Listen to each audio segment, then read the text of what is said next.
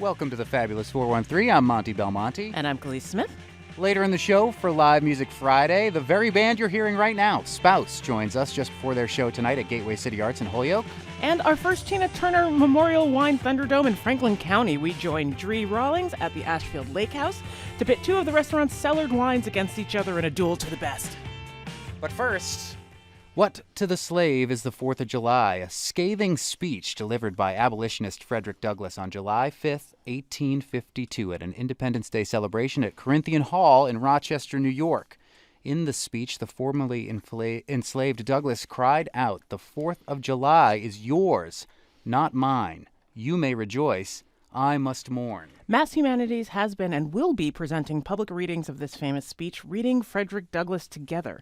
Events in the 413 for 2023 include in Holyoke, Northampton, Plainfield, Springfield, Longmeadow, and Hadley. Leading the effort for Mass Humanities is Dr. Latoya Bosworth, who joins us in the studio. Dr. Bosworth is program officer for the Reading Frederick Douglass program at Mass Humanities. Toya, or Dr. Bos, as she's known in Western Mass, is taught as an adjunct professor in education and human services.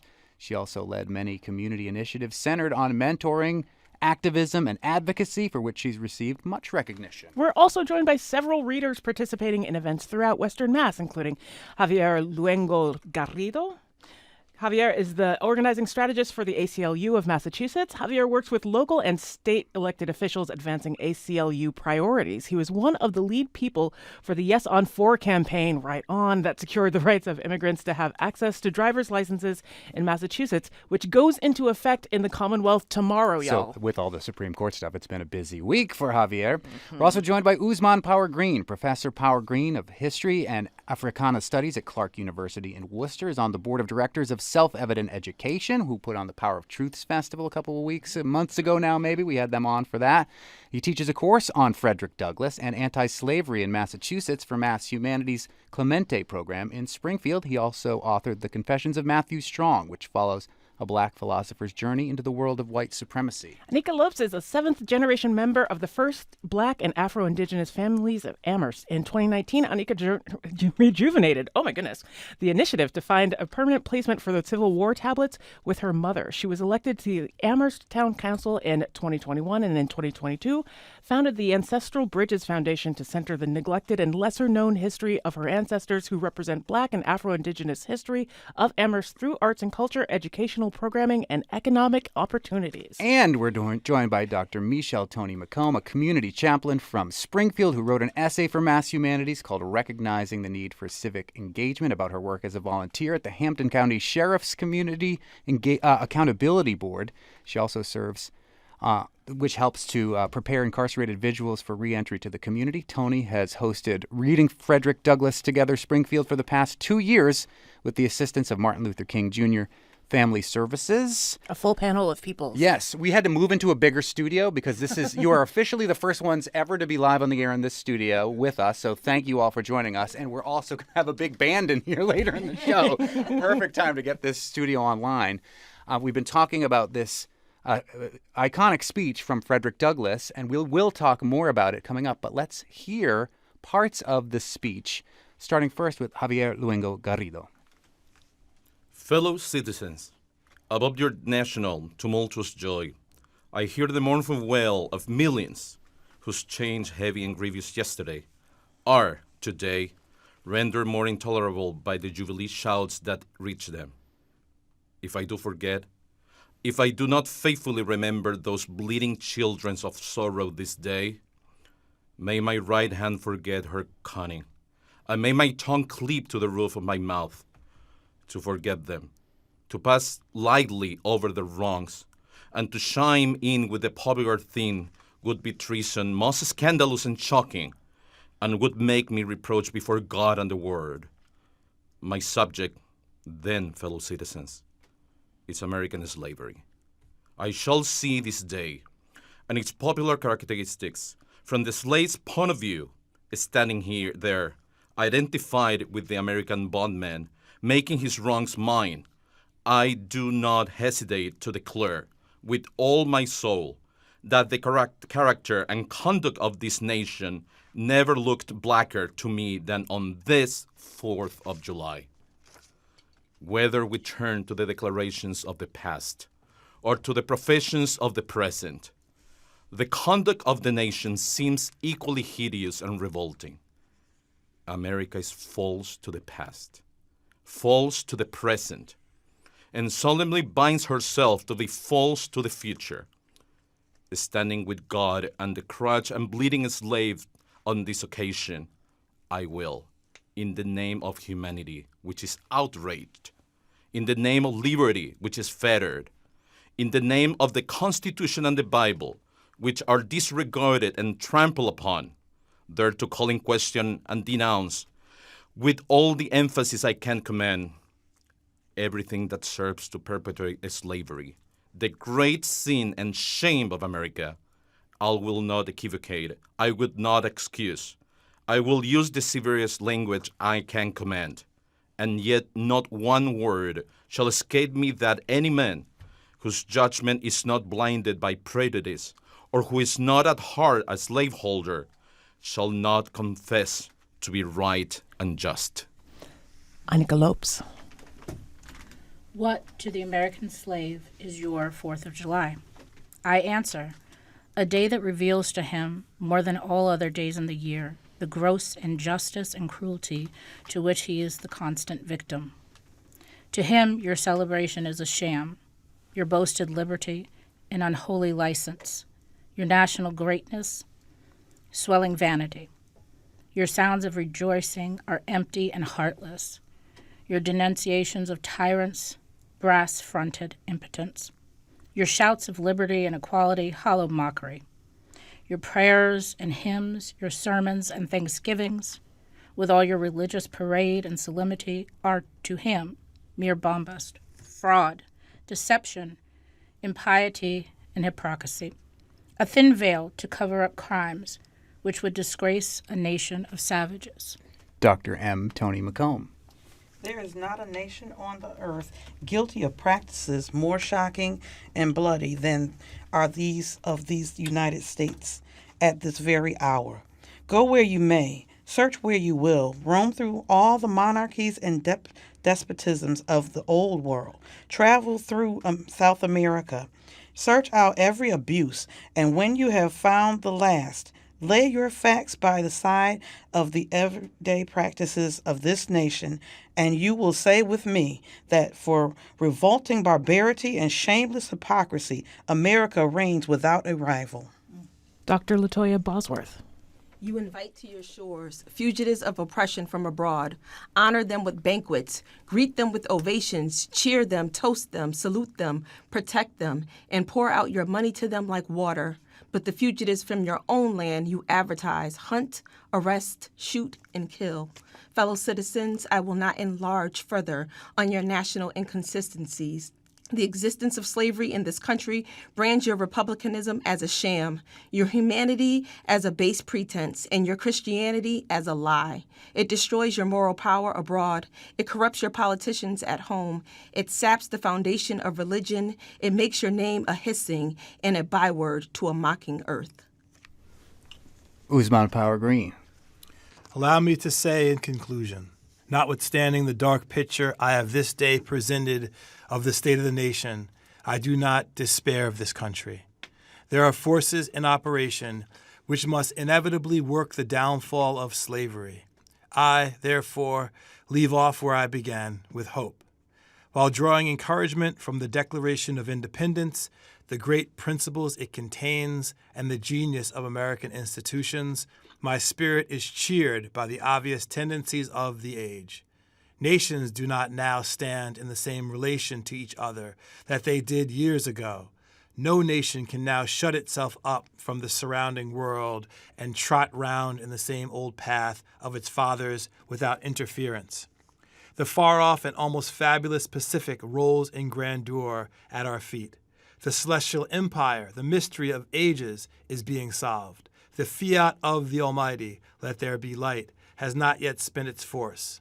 No abuse, no outrage, whether in taste, sport, or avarice, can now hide itself from the all-pervading light.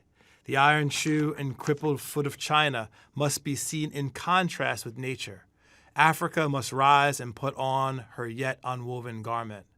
Ethiopia shall stretch out her hand unto God. And the fervent aspirations of William Lloyd Garrison, I say, and let every heart join in saying it.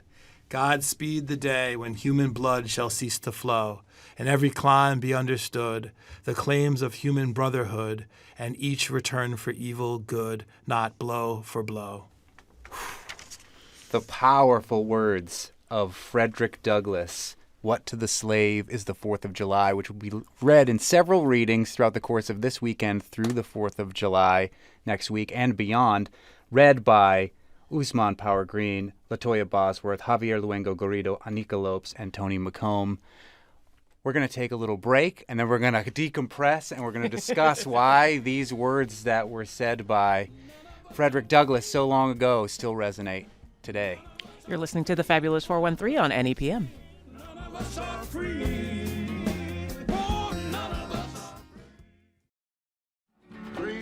Prof. I hate it. Welcome back to the Fabulous 413. I'm Monty Belmonte. And I'm Clea Smith. And we are joined in the studio by the almost the largest number of guests we've ever had and are in a new studio because we also have the band Spouse coming up later in the show, which will be excellent. But we're joined by Dr. Latoya Bosworth, Javier Luengo-Garrido, Ousmane Power-Greene, Anika Lopes, and Dr. Toni McComb. Dr. Bosworth, you're from Mass Humanities, and you're the presenting sponsor of these events that are being read throughout Massachusetts, really, and we're focusing on the 413. That is the want of this show.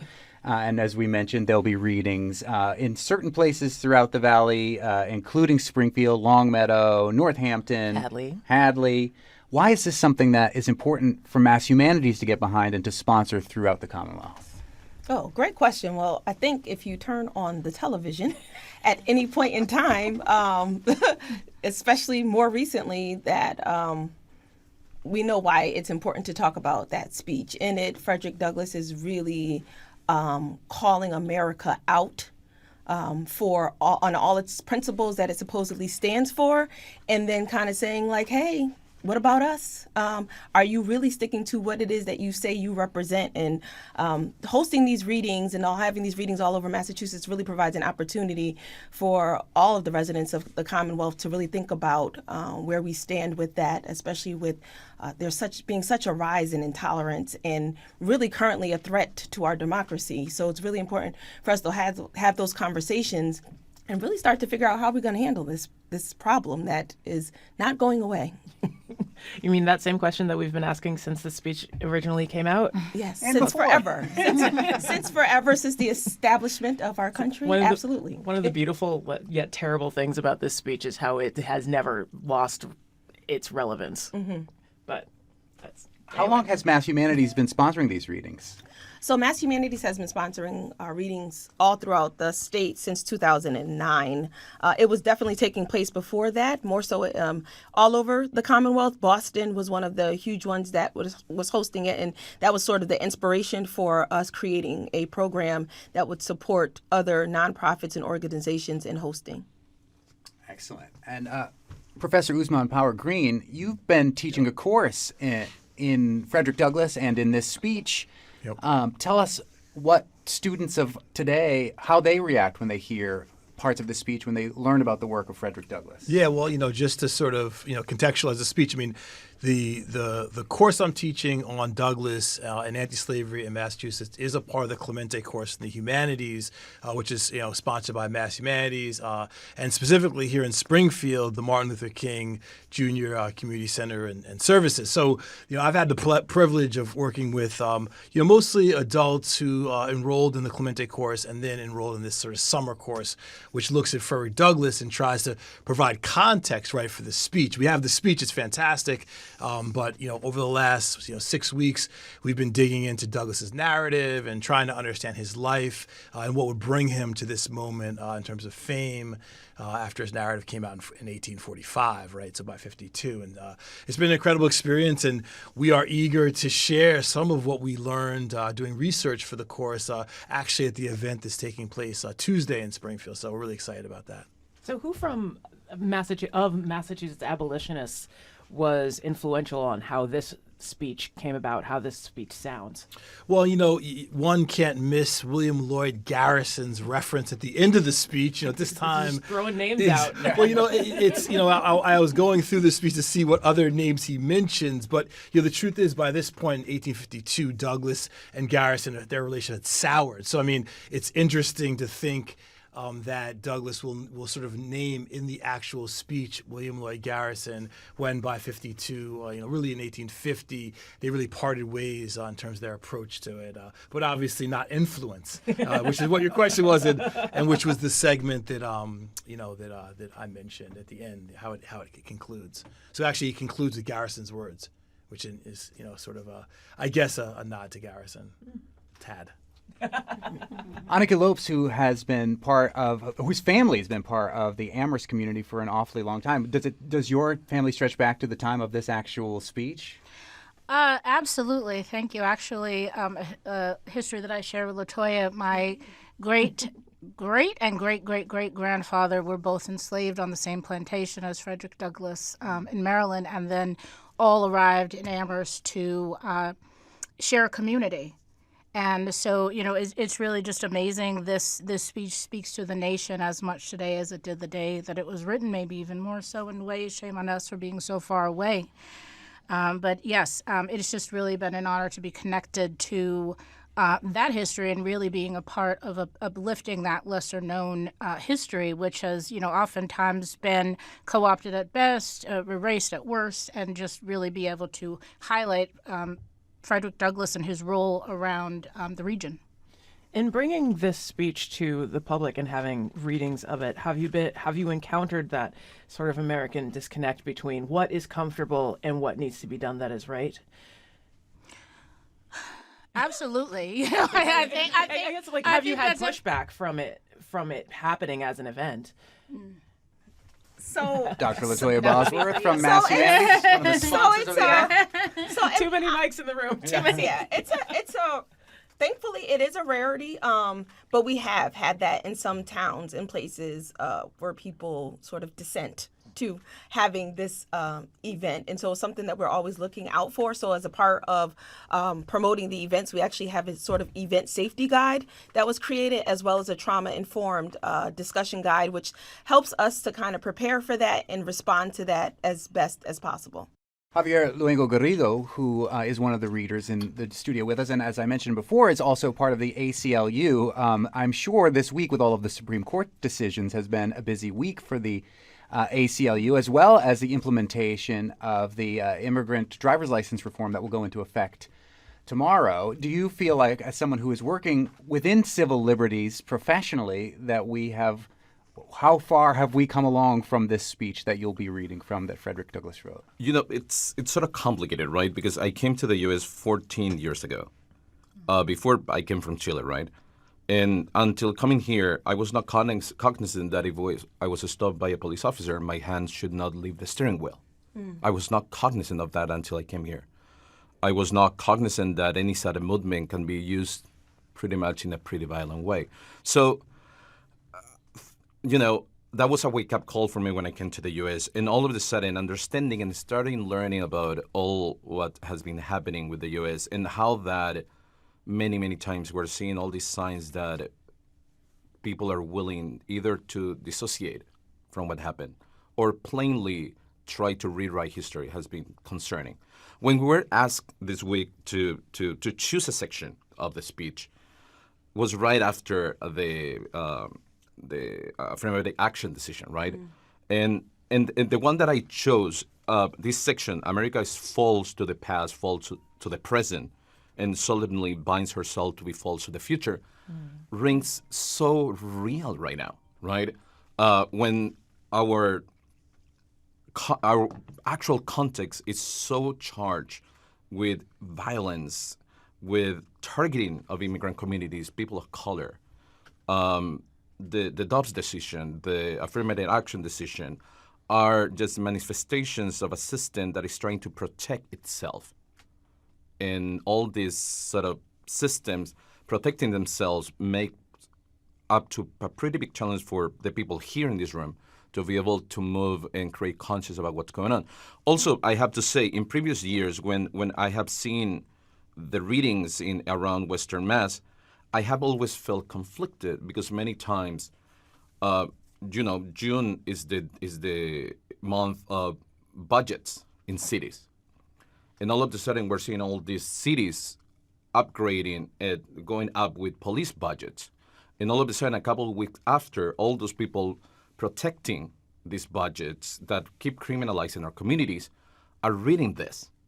There's a disconnection, and I think that being able to have the work that people are doing here, people in UMass are doing, people at Clark University are doing to keep the sense and to keep the notion, what is this for? And that is as relevant as it was so many years ago. It's fundamental. We're having a discussion about the Frederick Douglass speech, What to the Slave is the 4th of July, which will be read in communities all throughout Western Mass, Holyoke, Northampton, Plainfield, Springfield, Longmeadow, and Hadley. You can find all of the locations through Mass Humanities' website.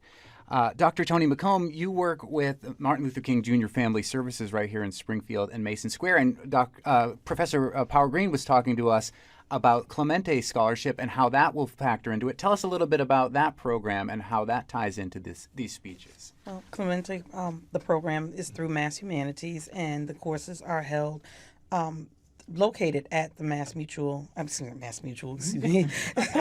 My mind just went somewhere else. No, it's not far from the Mass Mutual. Not far from the Mass Mutual building at the Martin Luther King Jr. Family Services Center.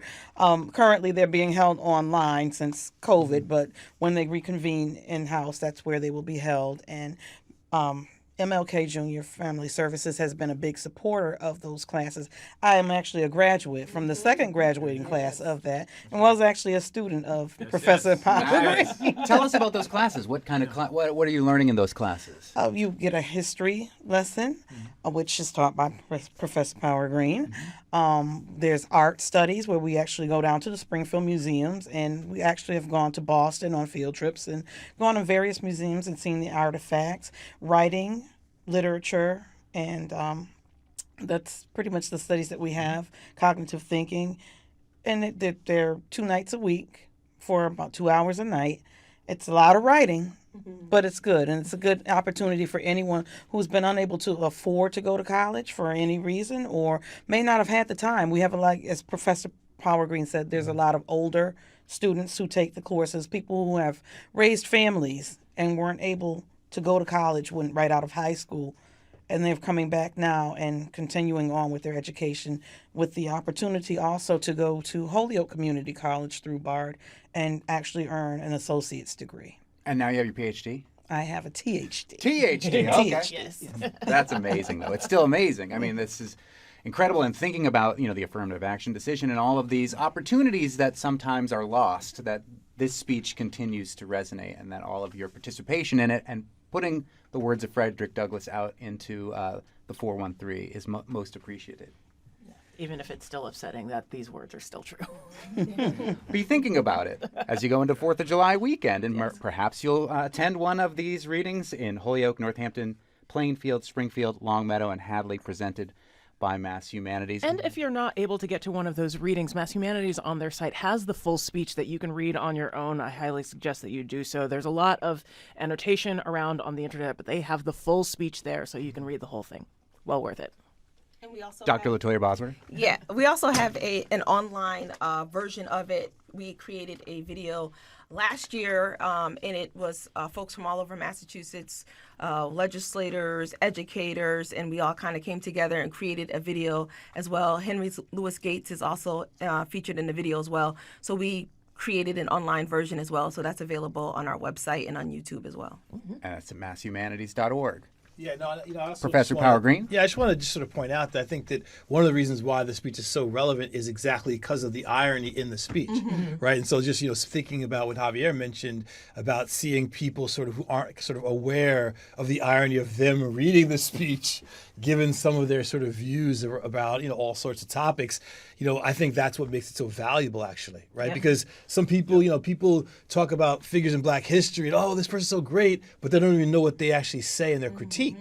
And so to have a person of Douglas' stature offer such an important and also timeless, apparently, examination of the United States really resonates with what Justice Jackson wrote in her dissenting view, which very much vibed off of the history of racial relations in the country. So to me, those who are interested, who are listening, read at least Justice Jackson's dissenting view, and then go read Douglas and think about a bit about the ways in which our Supreme Court justices, some of them understand the relevance of these issues to this day and the importance of it. So, All right, Professor, give him some homework. I got to do that. Okay. I was about to say. Right. He's giving homework. Hey, this is life. This ain't theory, y'all. This is our day. Thank you all so much for joining us today. You can check out more at masshumanities.org. A huge thank you to Dr. Latoya Bosworth, Javier Luengo-Garrido, Professor Ousmane Power-Greene, Anika Lopes, and Dr. Toni McComb. Thank you all so much. Soon, we'll hear the band that made our theme song, including perhaps the full song. Spouse joins us in studio. And up next, we'll take the wine Thunderdome to Franklin County with Dre Rawlings of Ashfield Lake House, including their delicious improbable salad. You're listening to the Fabulous 413 on NEPM. The Fabulous 413. You're not all bad. Dre is taking one of our Fabulous 413 stickers and putting it up on the Ashfield Lake House A that is right behind the bar, right above a note that says, "You're not all bad." It just so happens that the color of the font in the "You're not all bad" makes it look like that is our new slogan. And maybe it is now.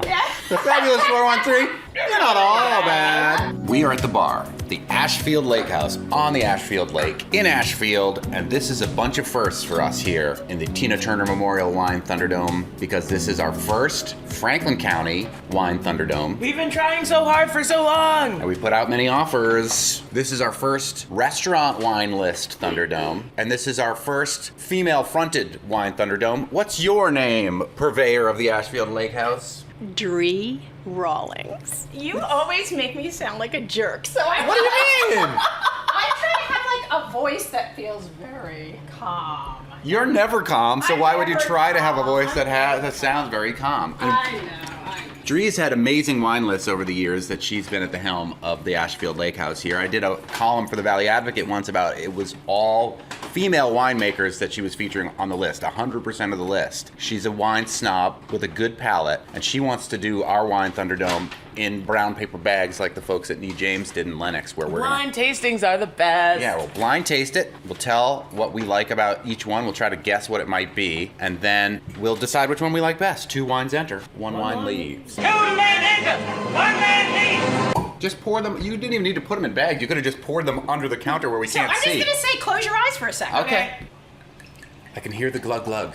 I can also hear Chris Rawlings, other partner here at Ashfield Lake House, weed whacking outside. Come here and look at his incredible stone designs, patios, walkways. I smell things in front of me, so You my have eyes. Are we ready? You have been served.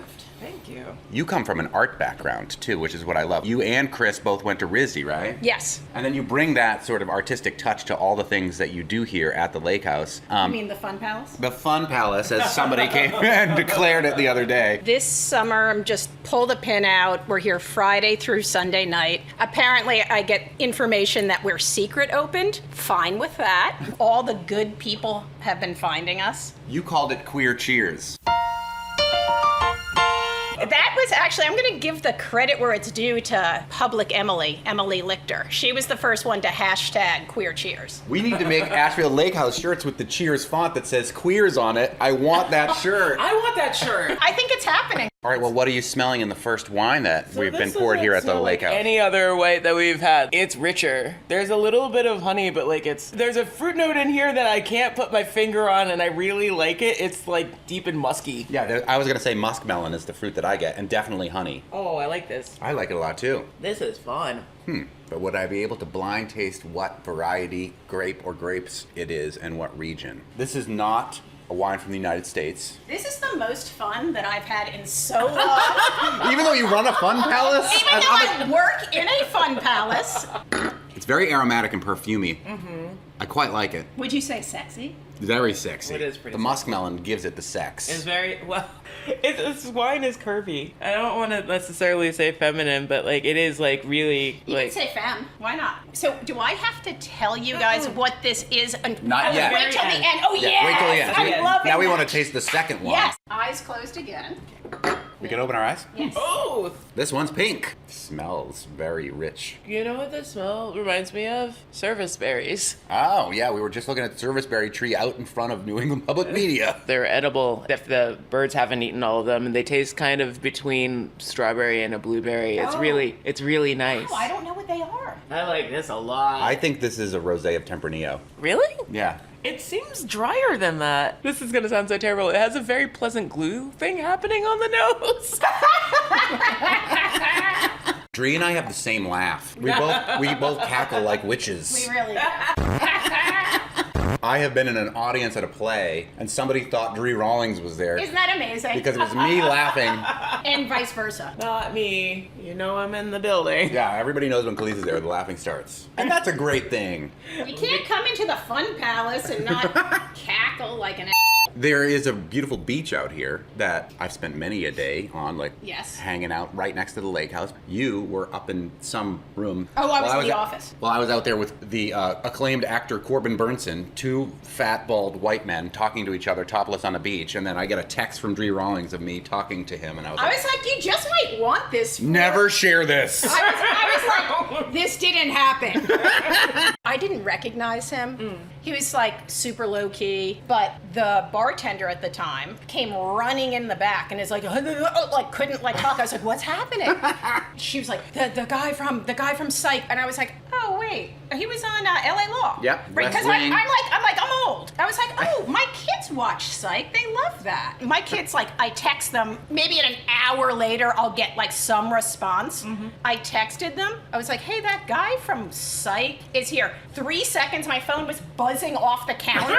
They're like, block the exits. We're on our way. He also said that we have a better tuna melt than the Ivy in LA. Well, hello. Nice. All right, shall we revisit the wines one more time? There is a white that is very honeysuckle, honey-y, very femme, very curvy, very sexy, and a rosé that I think is stank in the best way. I feel like this is Clue. Yes, it is. It's Colonel Mustard. Yes, in the kitchen with guava. You weren't jealous that your husband was stopping Yvette. That's why you killed him, too. Yes, I did it. I killed Yvette. I hated her so much. It flames on the side of my face. Is it German? Nope. Is it then French? No. Is it American? No. But it definitely feels either Mediterranean or New Zealand. I don't think New Zealand. I still feel Mediterranean. Is it Mediterranean? No. Oh, is it not? Okay. Not How US. many wrongs do you get before I tell you what We get all the wrongs. information? when Oh, you I tell love us. this so much. How do I not know about this show? We've only been on for 4 months. Okay, it's not the Mediterranean. It's not Germany. It's not France. You didn't Is this call Italian? South- you Is this didn't call Pinot South America. Grigio? It's Italian. It's Italian. That is Mediterranean. Oh, it is. I'm sorry, but Yeah. you know, I was, as soon as I said no, I was like, oh wait, that's wrong. I guess technically it could be not Mediterranean if it's in northern Italy. Am I bringing it out of the Bring it bag? out. Yeah. Venega. Garganega Veronese. So, Verona is, I would have to say, is close enough to the Mediterranean. Okay. to call it Mediterranean. So you nailed it. Okay. From Valpolicella, 2,500 bottles produced, so like very tiny. Quercia laboriosa is the laborious oak, and it was named by the daughters of the winemaker in tribute to their late mother who founded the estate. Beautiful. How cool, right? It's like, it's a little bit electric. It's electric. This is the wine that when someone's like, you have natural wine here. I want to try something that might be gross. And I'm like, ugh. This is like what I will give to babies because it is fun and babies who are over 21. Yes, not literal babies. Yes. New to the low intervention wine There's a scene. whole, like, people in buzzwords. But also, I want things to be delicious. It's not about a dare. It's about having a good experience. There's nothing with wine. gross about it. No. It's delicious. It's delicious. Wine number 2, guesses? It's a rosé. I know why you think it's Tempranillo. I'm not sure I agree. Okay. But this could also be Italian because I said Spanish or Italian. There's a funk. Spain and Italy both smell like leather jackets to me. I'm sticking with Tempranillo, but I would also say it could be a rosé of Sangiovese. I would take that. Dre Rawlings from the Ashfield Lake House. Wine number 2 is? Because there's a tiny little bit of spice on this one. Willamette Valley Maloof Pinot Gris. What? This is not Pinot Gris. What? Yeah, it is! 100%. Oh my god! This is a trick. Yeah, We've been had. I love the Pacific Northwest as a region. Yeah. Just in general, such cool things happen there. I would never have guessed this came from there. But the service berries make a lot more sense now. It's not serviceberry, it's loganberry. Pinot Gris is usually not red at all. It's like Pinot Grigio. This is such a cool wine. It is a spectacular wine. Very weird, very cool. I'll wait until we actually judge. Well, I'm ready. Okay, it's this one. It's that one for me too. And we say this And one. this one. For on the Yeah, we're pointing. It's the one from Oregon, like that one. Pinot Gris. Yeah, the Pinot Gris. Like this wine is constantly surprising. What the hell? I mean, I'm still kind of dumbfounded by it. Maloof, these winemakers, it's husband and wife and another partner in the winemaking, and I'm totally open with that. Yeah. it's consensual. Good. One would hope. They're minimal intervention. They're kind of hot right now. I did And not know rightly that so. Pinot Gris was a red grape. It's gris. Right. But every expression of Pinot Gris that I've had has been a white wine. Right, Yeah. exactly. Almost all juice comes out of almost every grape clear. And then And you it's make contact with skin Right. that gives you the color. I genuinely That is it. did not know that Pinot Gris had red skin. This wine is like genuinely fascinating. Because like, of the weirdness. Because of the queerness of it. Here at Queer Cheers. Everybody knows your name. I think this is definitely a good one accidental to choose. pride wine, I'm for it. Yeah, me too. But what I'm also taking away from this experience is that you think both of these are f***ing dope. Yeah, no, they're both great. Both of these wines, I super want to gas up. Violette Imports in Cambridge. Amazing family biz and being run now by Sophie, who is the daughter. And she is actually coming here at the end of July, and we're doing a dinner with her wines. Ooh. So that's hot stuff, because both of these that you loved are from her, and her book is really white hot. Book in wine terms means the wines she has to sell. It's not like she wrote a book about wine. Maybe she might. We'll need another Pinot. Coming up, it's Live Music Friday, and we've got the largest and loudest band that we've ever had for Live Music Friday in the studio, who just so happens to do our intro music, Spouse. Yeah, they're here before their show at Gateway City Arts this evening. You're listening to the Fabulous 413 on NAPM. Do you hear that music? That was one of the first things we decided upon as the Fabulous 413 was forming. Who locally could we use for music to typify what we love about this place that we live? And unanimously and without any dissent or even conversation, frankly. I believe, I basically said, we should use this song, and you said, okay. Love it. It's one of the bands that we don't want to play favorites, but they're kind of one of my favorites. They're kind of one of my I can't favorites. intro this band because I have no chill. And this band is called Spouse.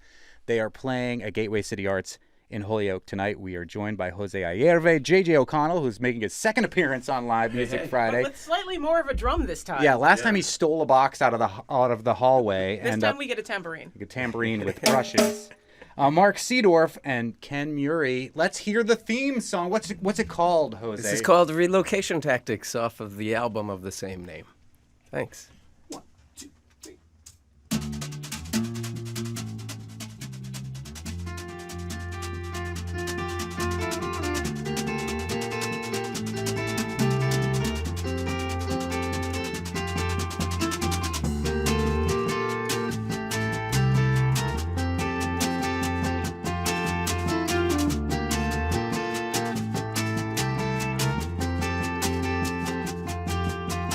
I want it back when I move to another town. If I don't need it anymore, what's the point? Why not get used to it gone?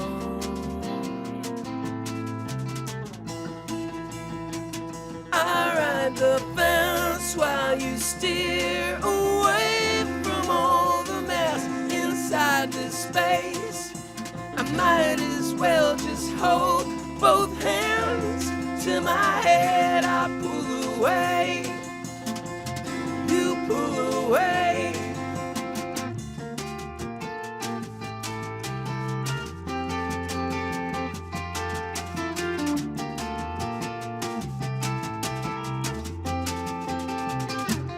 We could collapse from the weight of all the chains that we attach, and we try to miss the train that jumps the tracks. I ride the fence while you steer away from all the mess inside this space.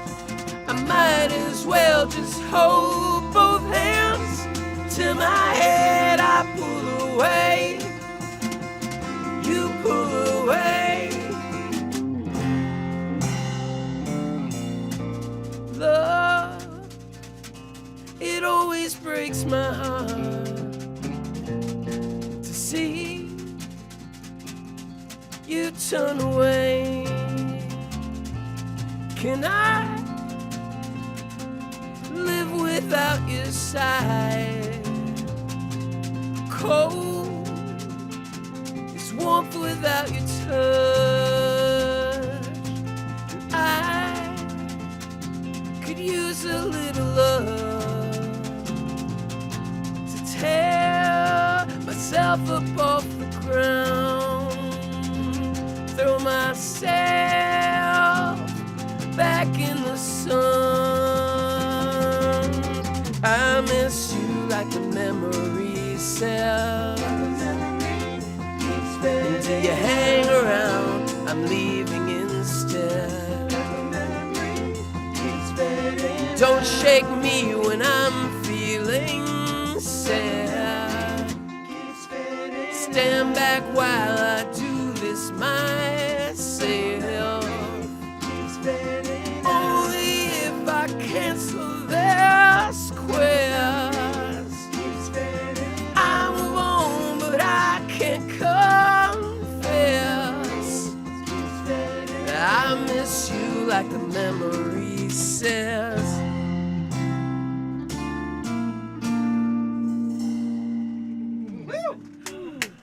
Live Music Friday with the band playing Gateway City Arts in Holyoke tonight. Spouse, Jose Ayerve, JJ O'Connell, Mark Seedorf, and Ken Murray. Jose, for those who not, unlike Khalees and I, haven't been obsessing over you for decades, how long have you all been a band together?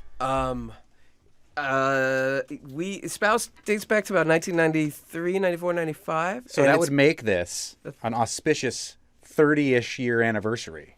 Right. And we'll keep it inauspicious. There's been a wide sort of rotation of musicians that I've been, for lack of a better word, blessed to work with. And the current configuration, Ken and JJ's involvement in the band dates back to about 1999 when we were recording and playing some shows in support of Nozomi. And Mark came on board around 2017, 2018 with the release of our EP, Sell the Silver, which we did with local legend Peyton Pinkerton. And then there have been a ton of other musicians that have been involved and are still involved in the collaboration for the recordings and stuff, and they're kind of dispersed all over the country. And you put out an album this year, yes? Yes. Did we? Yes, we put out an EP with the original members of the band called Nightjar. So Spouse started when I was a student at Bowdoin College with John Cowden and Alicia Goldblatt. Alicia Goldblatt is she's a poet, she's a writer, she's an author. She lives up in Maine, and she's contributed throughout the years to the lyrics for many different albums and melodies, and she's just a wonderful and talented kind of collaborator that's also within our wonderful wealth of musicians. So, yeah. Well, we're going to run out of time, so here's what I think we should do. Let's tell everybody what's going to happen on Monday's show. Oh, there you go. And then we'll hear you play a song until the end of the show. Monday, Maybe Nothing Makes Me Feel and believe more in the ideals of the 4th of July and the Declaration of Independence than immigrants becoming U.S. citizens, and that's just what's going to be happening this 4th of July on the old courthouse lawn in downtown Northampton. We'll talk with Center for New Americans Director Laurie Millman and Gary Winter, originally from Jamaica, who will become a U.S. citizen on the 4th. And we'll take the same citizenship test that he had to take to become a citizen. Plus, John Flansburgh from They Might Be Giants joins us, and I will also have No Chill Then. Yeah. Wow. Khalees has a lot of her favorite acts coming on this show. I just get real excited when people I love I get to talk to. Well, let's hear this band that is older than our engineer, Betsy Lankto, who are playing at Gateway City Arts in Holyoke tonight. One more from Spouse. Thank you. Thank you. Oh, be nice if I had the volume up. 1, 2.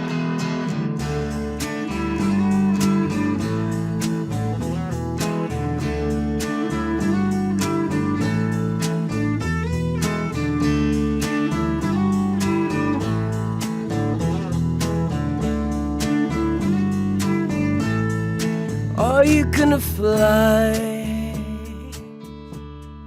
when you go and leave me here? And are you gonna ride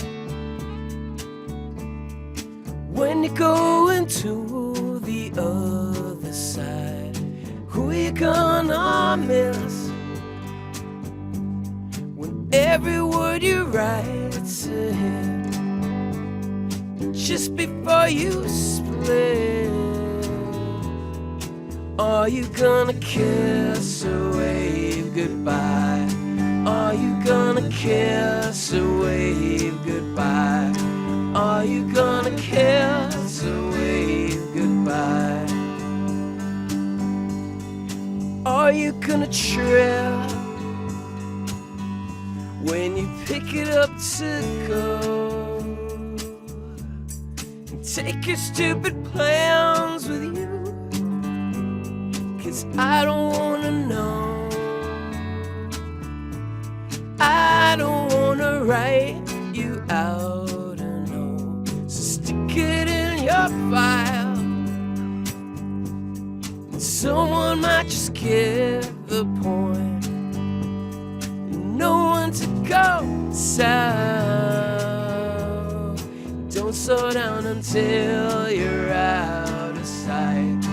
Don't slow down until you're out of sight.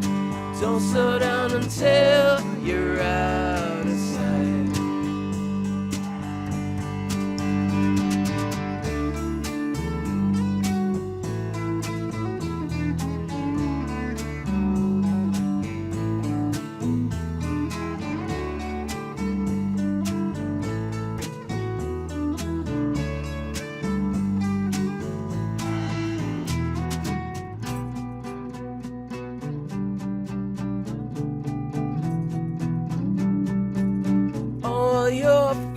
Keep taking more of a hold as your heart tries breaking through to your soul. Egos get invaded, ours both get inflated. Flame it till your heart's content.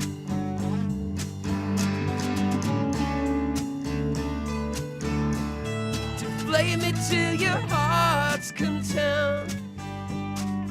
Who you gonna hurt when you flake on what you swore and savor all the calm before the storm? Trains don't always run an hour more. Who you gonna? Are you gonna kiss or wave goodbye?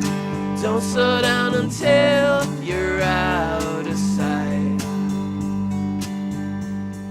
Are you gonna kiss or wave goodbye? We're going to wave goodbye. Spouse, playing at Gateway City Arts in Holyoke tonight. Thank you so much. Thank you. Thank you.